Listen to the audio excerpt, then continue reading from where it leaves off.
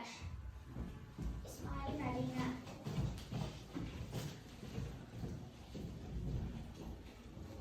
Sözün birbaşa ifadə etdiyi mənaya onun leksik mənasıdır. Amma müəyyən sözlər və ya söz birləşmələrinin yerinə durğu şərlərindən asılı olaraq mənası dəyişə bilir. Məsələn, Vətən müharibəsi başlayanda müəllimimiz qaçdı.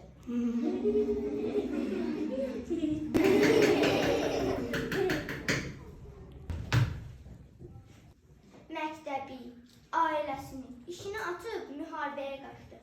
O sürünürdü. Qələbəyə doğru ilərləyərək səngərlərdə sürünürdü. Biz baş əydik.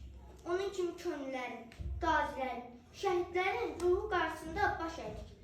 Bu səfər müəllimin dərsi düşmənlərə keçdi. Biz ağladıq. Kədərdən deyil, sevincdən, qələbə sevincindən. Zəfər günümüz mübarək.